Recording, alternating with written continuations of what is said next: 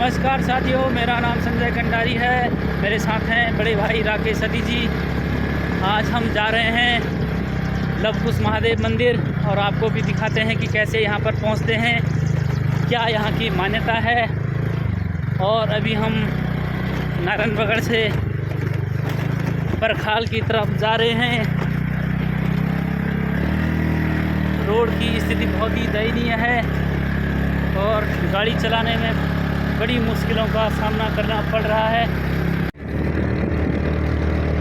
साथियों, ये हम लवकुश महादेव मंदिर की तरफ,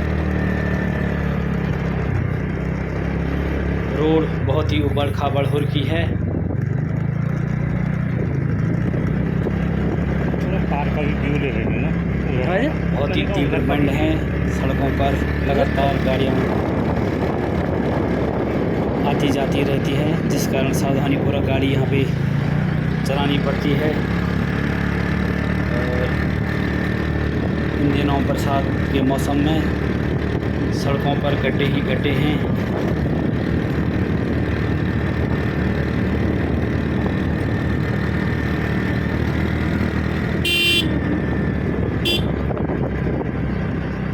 राकेश सती जी के द्वारा ये पिंडर घाटी का दृश्य उधर पंती मींग बैनोली विनायक दिख रहा है। ये हम पहुंच चुके हैं बनेला। ये बनेला गाँव है। अरे साहब,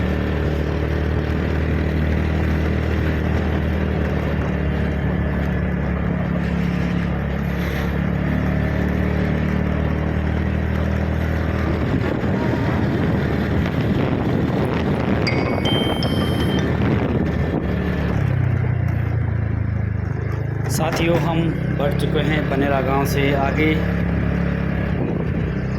और सड़क की हालत बहुत ही खस्ता हाल। स्थान स्थान पर गड्ढे बने हुए हैं जिनमें पानी भरा हुआ है। ये देखिए रोड की हालत।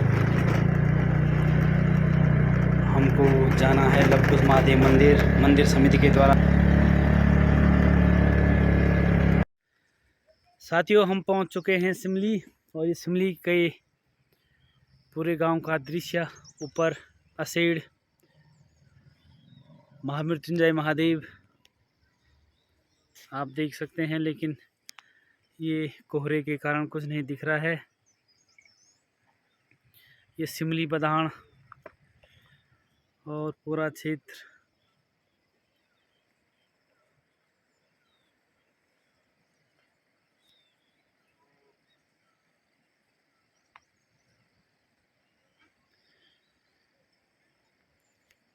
कारगिल शहीद सती संत सती का गांव मैं आपको दिखाता हूँ सीधा। ये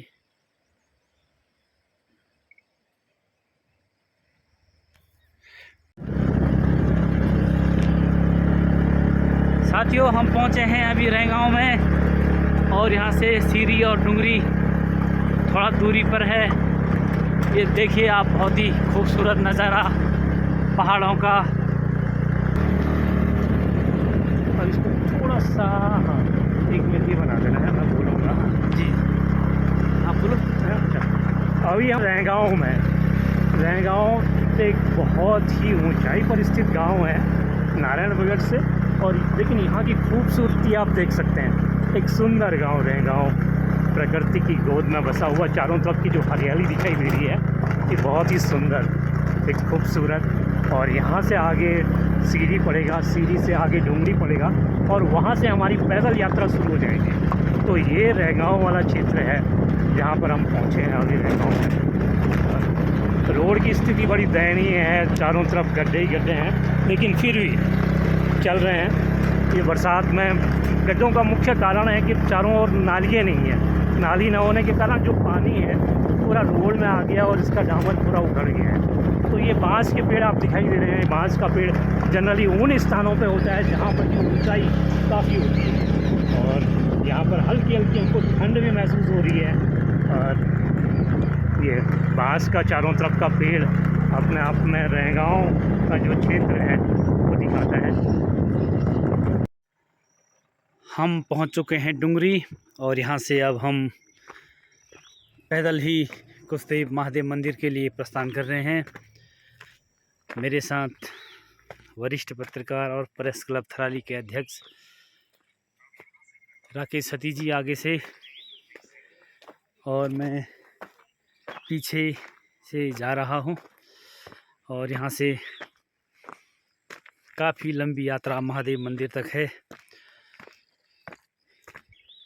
ये डुंगरी गांव का दृश्य दिखाई दे रहा है, अंतर्गत आते हैं और डुंगरी का ये क्षेत्र बहुत खूबसूरत, हरियाली चारों तरफ।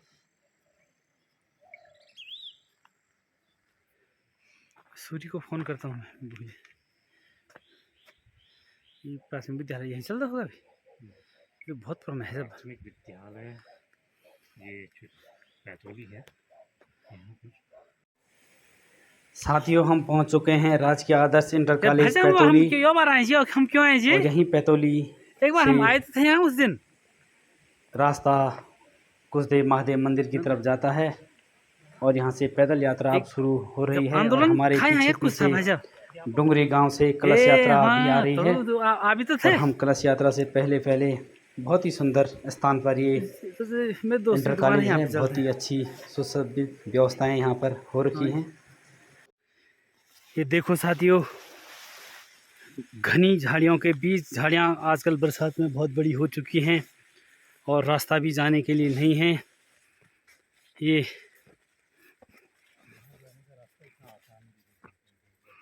ये देखिए, बहुत ही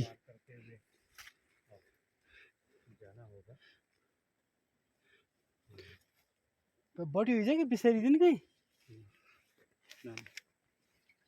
यही हो ना, यही है। और भी पेड़ दिखाई दे रहे हैं। यो भिंगरिया जी तो फिर तो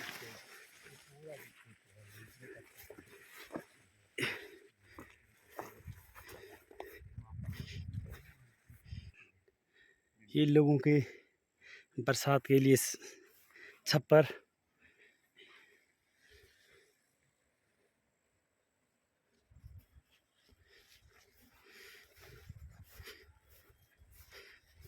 यानी कि ये बिहारी छोटे हैं, लेकिन ये पूरा क्षेत्र पूरा लिंकड़े का क्षेत्र है। चलो, कभी दर्द नहीं हो, अभी तक भी नहीं। अभी तक तब लगता है यार, एक ऐसा भी समय था, बिल्कुल हमें ये लग रहा था कि बस हो के इससे ज़्यादा तो। हाँ, अब मैं मरने ही वाला हूँ कि नहीं। है वैसे वहाँ पे तो थोड़ी भी दिक्कत हो गई तो क्या करेगा आदमी, हैं? हाँ, चलो नीचे तो आदमी तो थोड़ा उपचार ले लेगा और कई चीज़ें हो सकती हैं। तो वहाँ रूपकुंड में क्या हो जाना है, वहाँ तो सिर्फ आज भी वहाँ की यादें बिल्कुल बड़ी ज़बरदस्त थी। तो उसके बाद तो तब एक दो बार गए हम फिर। अच्छा। अब आदमी तैयारी के साथ जाए तो कोई दिक्कत नहीं।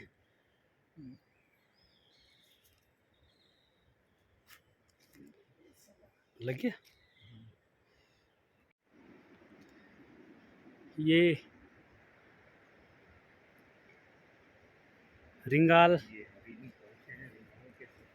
रिंगाल का जंगलों में बहुत ही अधिक मात्रा में यहाँ पे रिंगाल होती है।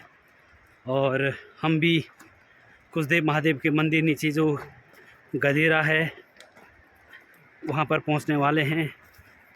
और पूरा रिंगाल ही रिंगाल का यहाँ पे जंगल है, आप देख सकते हैं। बहुत अत्यधिक मात्रा में रिंगाल यहाँ पे हो रही है और रास्ता भी अति दुर्गम होता जा रहा है। लोग हमारे पीछे ही हैं और 2 बार हम जंगल में भटक चुके हैं, क्योंकि पहली बार ही हम इस रास्ते से आए हैं। बाकी जो भंगोटा और कूस वाला रास्ता है उस पे तो हम कई बार आ चुके हैं। ये बहुत अत्यधिक मात्रा में रिंगाल और रिंगाल से अनेक प्रकार की चीज़ें बनाई जाती है। और जब हम बचपन में 1-2 कक्षा 1 में थे तो गुरुजी हमको कहते थे कि भाई रिंगाल की कलम बनाओ, उससे लिखो, उससे लेख बहुत बढ़िया होता है। लेकिन आजकल के ज़माने में, आजकल के दौर में रिंगाल छोटे बच्चों, विद्यार्थियों के हाथ से छूट गया है। अब तो अनेक प्रकार की पेनें और अन्य लेखन सामग्री आ चुकी है। हमारे साथ बड़े भाई राकेश सतीश जी आगे से जाते हुए, और उनके द्वारा नंदा देवी राजजात 2013-14 में हुई थी और वो खुद गांव से छतौली लेकर गए थे। उसका विवरण रास्ते भर सुनाया गया, जो कि बहुत ही सुंदर, मार्मिक और जोश से पूर्ण रहा।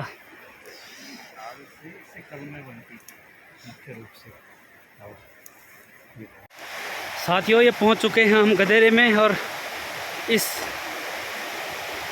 लकड़ी से बने हुए पुल से हमको पार जाना है। और आप ये देख सकते हैं यहाँ ऊपर एक पुल तो पहले से था। 2013 की आपदा में ये पुल टूट गया था, इसके अवशेष अभी यहाँ पर बाकी हैं। लेकिन इतना ही साल बीत जाने के बाद भी इस पुल का निर्माण नहीं हो पाया है, जो कि दुर्भाग्यपूर्ण है। और इस प्रकार से पुलों से पार जाना पड़ रहा है, और इससे दुर्घटनाओं का भी भय हमेशा बना रहता है। तो कई बार छोटी बालिकाएं, छोटे बच्चे और बुज़ुर्ग लोग भी तो दुर्घटनाओं का भय बना रहता है।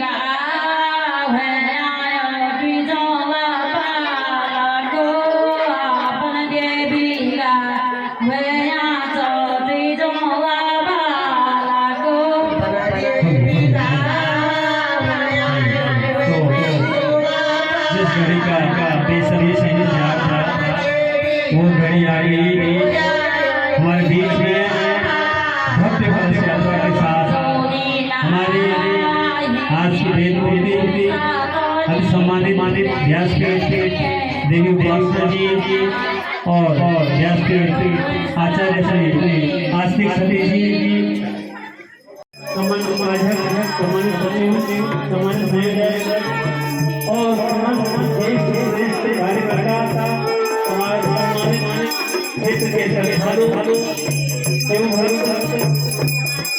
भक्ति भक्ति यात्रा के साथ हमारे बीच में व्यासपीठ की ओर प्रस्थान और आपका अपना स्वागत हार्दिक आभार। हमारे बीच में पहुंचे हैं हमारे क्षेत्र के अनन्य सेवक, आपका बहुत बहुत अभिनंदन।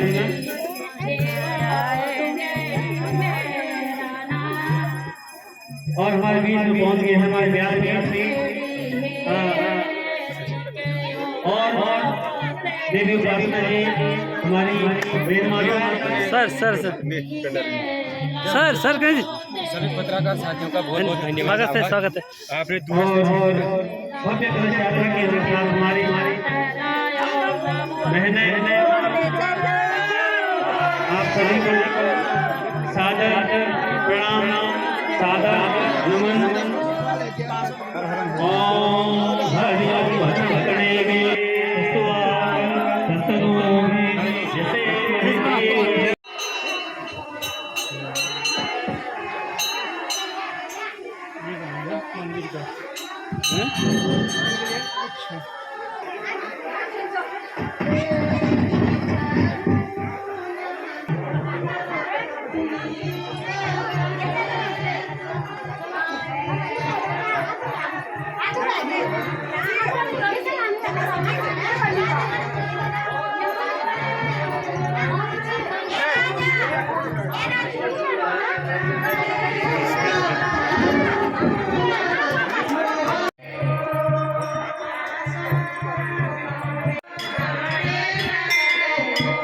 ये तो रामदेव में है ना, तेज में।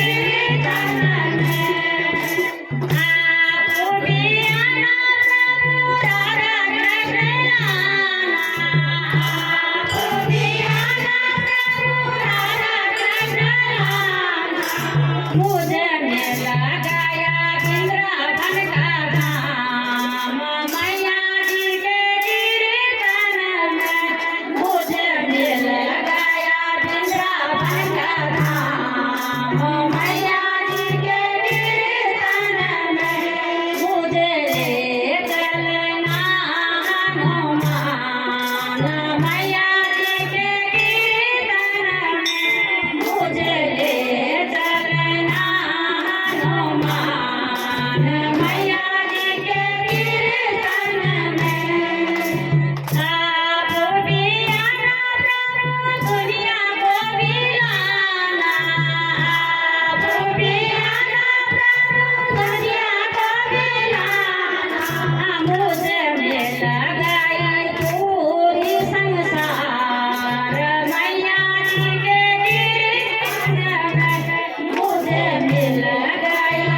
आदरणीय अध्यक्ष महोदय, मंडल अध्यक्ष श्री नरेंद्र सिंह रावत जी, भारतीय जनता पार्टी, और श्री सुरेंद्र सिंह कनेरी जी, प्रतिनिधि सैनिक कल्याण मंत्री श्री गणेश जोशी जी, उत्तराखंड सरकार में आप विराजमान हैं और इस क्षेत्र की समस्याओं को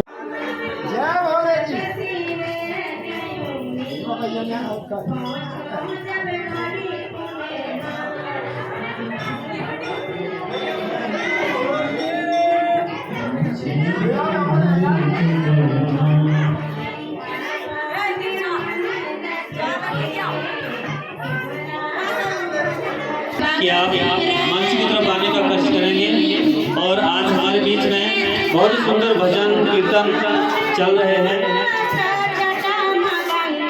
श्री अब्बल सिंह नेगी जी, श्री अब्बल सिंह नेगी जी, आपको यहाँ पर देवानंद जी, श्री देवी प्रसाद उनियाल जी, हमारे आचार्य जी, आप भी आने का कष्ट करेंगे। और भजन का ये दौर जारी रहेगा। कुछ सूक्ष्म जो औपचारिकताएं हैं उनको यहाँ पर करते हुए मैं अपने मुख्य अतिथि मंडल अध्यक्ष भाजपा श्री नरेंद्र सिंह रावत जी, विधायक प्रतिनिधि श्री दलीप सिंह नेगी जी, विशिष्ट अतिथि श्री सुरेंद्र सिंह कनेरी जी, प्रतिनिधि सैनिक कल्याण मंत्री श्री गणेश जोशी जी, उत्तराखंड सरकार, अति विशिष्ट अतिथि श्री ब्रह्मानंद सती जी, श्री भगवती प्रसाद सती जी, श्री महावीर सिंह कनेरी जी, श्री अयोध्या प्रसाद उनियाल जी, मीडिया से आए हैं हमारे दो जुझारू और कर्मठ जनजन की आवाज श्री राकेश चंद्र सती जी और श्री संजय कंडारी जी, श्रीमती रामेश्वरी देवी जी, श्रीमती महिला मंडल अध्यक्षा चोपड़ा, श्रीमती माहेश्वरी देवी जी, महिला मंडल अध्यक्षा भमोटा, कोस सुरेश बेखरा तुनेड़ा, वन विभाग से श्री तुलाराम सती जी और उनकी पूरी टीम, और उद्यान विभाग से समस्त कर्मचारी। मैं बताने जा रहा हूँ। तो सबसे पहले मैं आपको बता दूं कि हमारे हिंदू धर्म में सहस्त्र कोटि रामचरितमानस है, जिसमें एक चरित्रमानस जो है, जो रामचरितमानस है, जैसे वाल्मीकि कृत है, तुलसी कृत है, अन्य कई है इस प्रकार के। तो उसी में एक का जिक्र लवकुश महादेव से जुड़ा हुआ है। आप जब आए होंगे कुछ गांव से ऊपर आए होंगे, कुछ गांव क्यों पड़ा, ये लवकुश के माध्यम से कुछ गांव पड़ा है। वहाँ से जैसे ऊपर की चढ़ाई आते हैं तो आपको आगे में कुछ पद चिन्ह मिले होंगे जो कि सीता माता जी के पद चिन्ह है। उस सीता माता जी के पद चिन्ह क्यों है कि लक्ष्मण जी को वहीं पर तक सीता माता जी ने वहाँ पर से वापस भेजा था और कहा था कि भाई ये यहाँ मेरे पद चिन्ह है, कभी मेरे दर्शन करने हो तो यहाँ पर से आप मेरे दर्शन करके जा सकते हैं। तदुपरांत वहाँ पे हमारा अभी लक्ष्मण मंदिर जो है पूर्ण रूप से खंडित हो चुका है, पौराणिक से खंडित हो चुका, अभी हम उसके नवनिर्माण की बात कर रहे हैं, अभी हमारा छोटा सा है। तो वहाँ से हम ऊपर आते हैं, जैसे ही हम आते हैं तो हमारा यहाँ पर पड़ता है महड़, जो हमारा एक रेवनो गांव है, ग्राम पंचायत भंगोटा का रेवनो गांव है, और ग्राम पंचायत भंगोटा और महड़ में दोनों गांव क्या है कि महड़ वंश से जुड़े हुए हैं। इस वास्ते ये महड़ पहले से ही ऐतिहासिक रहा है। तो यहाँ पर उसके बाद सीता माता जी यहाँ आई, यहाँ पे वाल्मीकि आश्रम, यहाँ पे वाल्मीकि आश्रम को बताया जाता है हमारे बुजुर्गों के द्वारा, वाल्मीकि आश्रम की इसको संज्ञा दी गई है। तो यहाँ पे आने के बाद सीता माता जी यहीं पे रही, और यहाँ रहने के बाद कुछ दिनों के बाद, कुछ समय के बाद माता का प्रसव होता है। प्रसव होने के बाद लव और कुश का जन्म होता है। लव और कुश के जन्म होने पर यहाँ पर बताते हैं कि उन्हीं के द्वारा स्थापित ये शिवलिंग की स्थापना हुई है। और जब स्थापना हुई तो किसी को पता नहीं चला। तो महर वंश के जो लोग थे वो यहाँ पे रहते थे, तो बताते हैं कि एक गाय परमानेंट आकर के यहाँ पे अपना दूध डाल देती थी। दूध डालने के बाद 2 दिन हुआ, 4 दिन हुआ, इसी प्रकार वो बताते रहते हैं कि भाई कई दिनों तक गाय दिखती रहती है, अरे जा रही है दूध डाल के आ जा रही है, जा रही है दूध डाल के आ जा रही है। तो उसमें क्या हुआ, तब एक बुजुर्ग ने देखा जो कि हमारे महर वंश से थे, तो उन्होंने देखा कि हकीकत में यहाँ क्या है। तो वो आए, तो उसके बाद उन्होंने देखा कि यहाँ ये दूध डाल रहे हैं, और प्रत्येक दिन उन्होंने कहा डाल रहा, पत्थर में डाला, कोई बात नहीं, क्योंकि उस समय तक धर्म की उतनी महानता नहीं थी। कम लोग इस चीज़ को जानते थे, अपने काम से लोग मतलब रखते थे, क्या डाल ली तो डाल ली है। जब देखा कि धीरे धीरे ये पत्थर बढ़ता जा रहा है, बढ़ता जा रहा है, तो जब पत्थर को जब पूर्ण हो गया तो तब हमारे ही बुजुर्ग रेस में थे, उनको उस का पता चला। वो नौजवान थे उस समय, नौजवान हमारे दादाजी हैं रिश्ते में, तो वो पता चला उनको, तो उनने उसको एक छोटा सा रूप दिया, पहले बचपन का रूप, और बचपन के बाद में इसको भव्य निर्माण में दिया। आज जो ये सिद्धपीठ है, मेरे संज्ञान से इस मठ के अंदर जिसने भी पुत्र प्राप्ति के लिए अगर वरदान मांगा हो तो वो यहाँ से विफल नहीं गया है। मैं रिकॉर्ड की बात तो नहीं कर सकता हूँ, मेरे सानिध्य में लगभग ये मानो का आपकी 20,000 लोग यहाँ से अपनी मनोकामना पूर्ण कर चुके हैं। उसके तदोपरांत लोगों को अधिक विश्वास न होने के कारण एक संत यहाँ पे आए, तो संत द्वारा नकारात्मक संत था, कई दिन तक पूजा अर्चना की, भगवान की प्राप्ति नहीं कर पाया, तो उन्होंने कुल्हाड़े के द्वारा नहीं पत्थर के ही द्वारा एक कुल्हाड़ा पत्थर उठाया और उसी पत्थर से शिवलिंग पे प्रहार कर दिया। प्रहार करने के बाद बिल्कुल उनको सांपों के द्वारा उनको बिल्कुल लेप दिया गया है और उसके बाद वहीं पे शिव द्वारा उनको अपना दर्शन दिए गए कि बेटा मैं हकीकत में यहाँ पे हूँ और तू मेरी आराधना करते रहे, ऐसा कुछ नहीं है, और तू जहाँ तक तेरे मन के अंदर है तू मेरे को खोदना चाहता है तो तू तेरे को इसको खोदने के लिए मुझे यहाँ से करीबन 300 मीटर दूर जाना पड़ेगा, वहाँ भी तू मेरा अंत नहीं पा सकता है। तो ये मान्यताएं यहाँ पे बताई गई हैं। सबसे बड़ी मान्यता हम अधिक न लेते हुए हम यही लेंगे कि ये हमारा अर्ध केदारेश्वर है। आप कभी भी वो बद्री धाम गए, केदार धाम गए हों तो आप देखना उसकी जो हमारे केदार में है और उस शिवलिंग की और इस शिवलिंग की लगभग एक आकृति बनी हुई है। तो इस आकृति को आप मद्देनजर रखिए कि हम इसको अर्ध केदारेश्वर के नाम से भी जान सकते हैं। और जो हमारा जो ये मठ है, जो ये यहाँ पे हमारा लवकुश महादेव है, मैं गारंटी के साथ कह रहा हूँ कि जिस किसी ने भी अगर पुत्र की प्राप्ति की हो, संतान प्राप्ति के लिए संतान की प्राप्ति की हो यहाँ पे, तो आज तक विफल नहीं गया है। ये यहाँ की एक बहुत बड़ी महत्ता रही है। जिस किसी भी भक्त ने जिस प्रकार की अगर मनोकामना मांगी है उसकी हर मनोकामना पूर्ण हुई है। नहीं तो भाई यहाँ पे इतने लोग जुड़ते नहीं। मैं ही अध्यक्ष हूँ, मैं यहाँ पे 13 साल और 10 साल 23 साल मैं यहाँ पे सेवारत रहा हूँ। और मैं भी अगर मुझे लाभ नहीं होता, मुझे भगवान की प्राप्ति तो मैं नहीं कह सकता हूँ, मुझे जो भगवान के द्वारा जो मेरा जीवन है वो मेरा बहुत बेहतरीन कट रहा है और उस प्रभु की कृपा से बहुत बढ़िया कट रहा है। और मैं यही संदेश देना चाहूँगा हर किसी भक्त को, हर किसी हिंदू को, हमारे क्षेत्र में जो भी लोग हैं उनसे ये कहना चाहूँगा कि आप जब कभी भी आओ एक चक्कर लवकुश धाम के दर्शन अवश्य करो। इन्हीं शब्दों के साथ मैं एक बार पुनः आपका आभार प्रकट करता हूँ। इन्हीं शब्दों का धन्यवाद। तो आज श्रावण मास के इस पवित्र सोमवार के शुभ वेला पर लवकुश सेवा उत्थान समिति के द्वारा पर यहाँ पर लगातार निरंतर कार्य पहले से किए जा रहे हैं और आज हम सब में आपके चैनल के माध्यम से ये जन तक ये संदेश पहुँचाना चाहता हूँ कि जैसे कि ये आज हमारे यहाँ पर कथा का शुभारंभ किया जा रहा है, जिसमें श्री रामचंद्र जी की कथा और उसके साथ साथ भगवान भोलेनाथ की कथा, 2 आचार्य यहाँ पर है, 2 व्यास की गद्दी यहाँ पर बनाई गई है और ये कड़ाकोट क्षेत्र का सबसे दूरस्थ है। और इसमें हमारा नंदानगर ब्लॉक है, हमारा नंदप्रयाग से जुड़ा हुआ सोनला वाला ब्लॉक क्षेत्र नगर पंचायत का क्षेत्र जुड़ता है और हमारा घाट और ये थराली वाला ब्लॉक क्षेत्र, क्योंकि पौराणिक काल से हमारी आस्था और भक्ति यहाँ पर जुड़ी हुई है। और मैं सोचता हूँ कि मतलब हमारे इस क्षेत्र का सबसे दूरस्थ और सबसे यहाँ पर हरे भरे और यहाँ पर लवकुश महादेव जो थे, लव और कुश, जो भगवान मर्यादा पुरुषोत्तम भगवान श्री रामचंद्र जी के जो 2 बेटे थे। और यहाँ पर बताते हैं कि जो मेहर बंधु है, जो रेस गांव के मेहर बंधु थे, उनको कभी किसी जमाने में सपना आया था और जब उन्होंने देखा कि यहाँ पर सपने में कि यहाँ पर तो कोई शिवलिंग है, जब उन्होंने उस जमाने में जब जल चढ़ाया, उस पर दूध चढ़ाया, यहाँ पर लोगों की छानियाँ होती थी, छपरे हुआ करते थे। बरसात के मौसम जब सावन के महीने में लोग यहाँ पर अपनी गाय भैंसों को लेकर यहाँ पर आते थे, तो जब देखा तो उनको सपने में आया, तो उन्होंने जब उस पर जल चढ़ाया, उसके बाद उनके ऊपर दूध चढ़ाया। उस जमाने में तो खैर यातायात के साधन थे ही नहीं, उसके ऊपर धूप और कुंजा वगैरह चढ़ाया, तो धीरे धीरे वो लिंग बढ़ता गया, तो वो शिवलिंग के रूप में हो गया। तो यहाँ पर बड़ी सिद्धपीठ और बड़ी मान्यता है, जो यहाँ पर आदमी यहाँ पर प्रार्थना करता है तो उसकी मनोकामना पूर्ण होती है। और मैं सभी आपके चैनल के माध्यम से नारायणगढ़ विकासखंड हो या हमारे कड़ाकोट पे हो या पिंडर क्षेत्र के दूर दराज के क्षेत्रों में सभी से अनुरोध करूँगा कि आप इस भागवत कथा का आनंद लें। और इसके साथ ही साथ मैं आपके चैनल से माध्यम से बताना चाहता हूं कि सभी ग्राम प्रधानों के सहयोग से, हमारे सामाजिक कार्यकर्ताओं के सहयोग से हमने यहाँ पर एक वृक्षारोपण कार्यक्रम भी किया, जिसमें हम हमारे वन पंचायत सरपंच प्रधानपति थे और प्रधान लोग थे, कई जनप्रतिनिधिगण थे, तो उसमें हमने वृक्षारोपण किया, जिसमें मैं उद्यान विभाग का धन्यवाद करता हूँ। उद्यान विभाग की जिले की पूरी टीम यहाँ पर आ रखी थी, वन विभाग की पूरी टीम थी, वन विभाग के सरपंचों की पूरी टीम यहाँ पर थी। और इसके साथ एक कल विद्यालय से हमारे यहाँ तक कि रुद्रप्रयाग से भी, अब देखो इसका संदेश कितना कि रुद्रप्रयाग हो चाहे नंदप्रयाग हो चाहे नारायणगढ़ हो, चाहे थराली हो, चाहे देवाल हो, कल रात से लोगों का यहाँ पर आना जाना लग गया था और बहुत दूर दराज के है यहाँ पर भक्तिमय माहौल चलेगा। 15 तारीख तक यहाँ भोले शंकर के नारे लगेंगे, जयकारे लगेंगे और आपके चैनल के माध्यम से लोग देखेंगे और भी आएंगे और भविष्य में इसको एक पर्यटक स्थल घोषित करेंगे, क्योंकि अभी जो ज्ञापन दिया गया है हमारे जो प्रधान है डुंगरी के, क्योंकि उनका क्षेत्र यहाँ पर लगता है और हमारे जो मंदिर कमेटी है, मंदिर कमेटी के द्वारा यहाँ पर विद्युत की सबसे बड़ी समस्या है। विधायक जी ने तो पिछली बार दिया था, विधायक जी ने तो पिछली बार दिया था और आगे भी विधायक जी से हम अनुरोध करेंगे कि विधायक निधि से यहाँ पर जो अतिरिक्त कक्ष है उसका पर्यटन के माध्यम, हम पर्यटन मंत्री माननीय श्री सतपाल महाराज जी से भी मेरे पास खुद ज्ञापन है। मैं देहरादून में रहते सामाजिक कार्यकर्ता के तौर पर समय समय पर क्षेत्र के मुद्दाओं को लेकर आवाज़ उठाता हूँ।